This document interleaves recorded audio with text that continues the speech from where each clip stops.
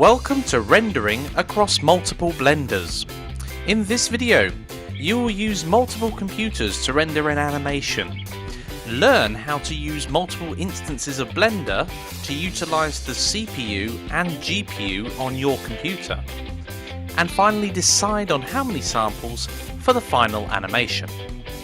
So let's hop straight on over into blenders. So first of all, let's decide on how many samples our final render is going to be. So looking at our scene in front of us here, that is just with one sample, and that is quite grainy. That would be unacceptable for a final render. So we need to simply up the samples count and see what we get. Now in the 3D view itself, if we can hop around to the camera position at this point in time, we'll see roughly what the camera sees as it pans round. So if I go to that end state there and go to camera, that's the scene that we can see. And I'm going to set my render border kind of like that. So I'm going to hold down Control and B and just go around our lamp there. I don't want the whole scene being rendered, just that area there. I'm going to switch on rendered view after I've gone down here and changed the preview. I've had it set to 100 and change it down to 1. And I'm going to go to rendered. So this is roughly what it looks like at the moment, and you can simply keep on increasing the preview samples here. As long as you don't move the viewport at all or resize your windows, it will just keep adding the samples to it, and we can see at the top here of the viewport it's a sample 4 of 4. So you can get a feeling, if I go and set that at 50, let's say, it will then render out to 50 samples and we'll get a good impression of how that final render will look. Ultimately, the more samples you have, the more and more detail you will end up with at the end. Now, that has to be weighed off against the time it takes to do the render. If this was a presentation render, then obviously you'd want to spend as much time as you've physically got doing it, or a final render for an animated film or something like that. But in this case, we've got to make a decision as to when the sample rate is high enough.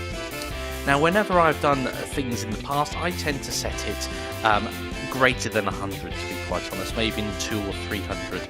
And if you're really working on something that's got a lot of detail in the scene, perhaps even glass or something along those lines, you'll want it even higher than that to just get the clarity out. So it does, of course, depend on your scene itself and how detailed you want it to be. So we're at 50 at the moment, and if I increase that to, I don't know, let's go up to 300 and just let that render out in the background. Now, if you want to speed things up when you do the rendered animation, you can do something quite clever. Now, it does depend on the speed of your computer, how you pass all this out. So I know that my GPU is slightly slower than my CPU on this particular computer, and I can utilize both of those. So we'll cover that one first. I'm loath to interrupt this, so I'm just going to let that render out to 300 and see what it looks like, and join you again in a few moments. Okay, so looking at 300 samples, that's pretty neat. There's very little noise in the scene that I can see. There's a little bit around the lamp base, but I think that'd be absolutely fine for me rendering at that, without, of course, waiting weeks and weeks and weeks for the render itself. Okay, so with multiple instances of Blender on one computer, now if you've got a dedicated graphics card in the computer and it works with Blender, then you will want to do a test render just with the GPU, and we'll do that now. So we've got this scene here with 300 samples. Of course, it's going to resample in a moment, and I'm going to switch across to GPU compute and see how that comes out. And we can see it renders it pretty much exactly the same as our CPU does, so I'm happy with that. So I'm going to switch that back to CPU for the moment, and I'm going to get really cramped on the screen. Please bear with me. I'm going to save this file that I've been working on, and I'm going to go half screen with my work. I'm going to open up another instance of Blender, and I'm going to shove that over the other side of the screen. And it's very, very tight on here, so let's just see if we can make it a little bit easier to see. And there we go, I'll save that file there. And I'm just going to turn off the rendering at the moment so it doesn't start rendering automatically. We save that. So over here I'm going to open up, this is a separate instance of Blender. So now we've got the same one across multiple instances of Blender. Now the secret here, well, it's not really a secret, don't tell anyone. The secret here is to literally, on this one computer, I would set the start and the end as perhaps 0 to 80, knowing that the CPU is faster. And on this side, I would start at 81 and end at 120. And therefore, both sides are going to be doing their own thing. I'm going to set the device here to GPU, knowing that this side's going to manage it with the CPU. So we can have a look at that across there. So CPU and GPU. And then finally, I can literally just go to render. Well, let's set it up here first before we do that. Before we do any renders, we need to change this to 300 as we set before. And the same on this side, so the render samples are the same. Okay, if you had set that before opening up the same file, the settings would apply. So just to follow good practice, I will quit the one that I've been mucking around with, save this file over here, open up another instance of Blender, and I'm going to open up our animated lamp file again. And that makes sure that any of the settings we change on our actual main lamp are reflected across here. And then finally, if I just scroll down, samples are the same, in fact it should be exactly the same. Start and end. So the start and end on this one is 0 to 80, and then finally across here we've got the start and end at 0 to 80, so we'll want this one 81 to 120 was our last bit. Excellent, so that's now ready to render, and if we simply went, well, no it's not, before we do that, it's very tempting to just click render. Let's make sure the output folder is the same, up the top here.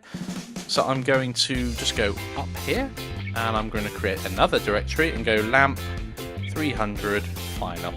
That's absolutely fine. I'm going to select that and accept. And I'm just going to start the render going over here. So render animation. So that one's started going.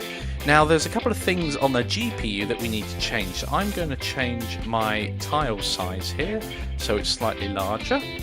I can't remember which one was good, but I think 256, 256 would be absolutely fine. I'm going to make sure we are using the GPU. So that's set there.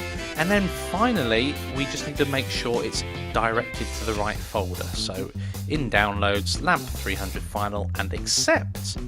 And then when I hit render and render animation on here, this one will be dumping from frame 81 to 120, and off it goes. Now you can use the same principle across multiple computers. So if you were sharing files via Dropbox, you could literally save the files in the Dropbox, and when all the computers have finished rendering, there you go, you've got your PNGs in this case ready to go, ready to make into a movie. So if we were using multiple computers, again I would divide them all by the speed. So you'd have to work out the relative speed of each computer. And so in this case we can see that it's going to take about a minute to do this rendering here, and it's going to take slightly over a minute to do here. So I know to split it up in this sort of 60-40 principle. But I've got another computer in the office just over the way. If I go and get that, I know that is slightly faster than the computer I'm currently working on when it comes to rendering, but it's only got CPU. So if I was utilising that one as well, I would set it to 30-30, no, not 30-30-40, it would probably be more like 50 CPU on this machine, 50 on the other machine frames, and then 20 frames on the GPU, and it probably finish off the GPU quicker than anything else, but that's absolutely fine. I don't mind if that's what happens. So we just leave it now to render out, and we end up with our polished scene at the end. Okay, so one quick final learning that I almost overlooked. Now the screen's slightly different. You remember earlier when we were looking through the camera and we set up a render border in the camera itself. Now you will notice that if we had actually gone through and rendered the image, that it's no longer this 16:9 aspect ratio that we're used to having. especially since that itself, if we scroll up here, is the dimension of the render. Now, when you have it set like that, that render border, it affects the final render too. So this, well, I'll cancel that now. Let's go back and see. This red render border that we applied, whilst in the camera view, will actually change what comes out on the final render. If we set one up anywhere else, so if we rotate round here and set another one up, that won't matter, that won't change it, but the camera one has a separate render border. So before you go ahead and render out spend hours rendering and find out you've cut off the edges of your scene, I do suggest you clear that border before doing so. I just spotted it watching them render. I didn't see it when the screens were condensed like that. So Control Alt and B will remove that from our scene, and I'll just quickly do a quick render test, and we can see there it's back to a 16:9. So I can crack straight on now and render out the animation. Okay guys, render the final animation. Set up your final render settings. Now you choose the number of samples. I'm going to use 300. If you have a dedicated graphics card, a GPU, try using multiple instances of Blender to render. Now caution, this will stress your computer. Now I say caution here because if you've got an overclocked computer, or you live in a hot country, or your computer generally runs quite hot, you may find that doing this will overheat your computer and potentially crash it. So do this with some caution, or certainly if you've got adjustable fans, turn them up. So more computers. Well, render the frames across multiple computers to speed the process up. Only if you've got access to them, of course. Bring all the pictures together, those PNGs, into one folder after they're done. So Dropbox, OneDrive can do that automatically for you if all of the computers share the same account. But otherwise, drop them on a memory stick, bring them across to the other computer. So go ahead and render your final animation. And atypically, I will not be saying pause the video now and go ahead and do that. Just go ahead and do that. I'm not going to come back to you after this because it's probably going to take you at least an hour, if not longer, to render out this animation. Take care, and I will see you in the next lecture.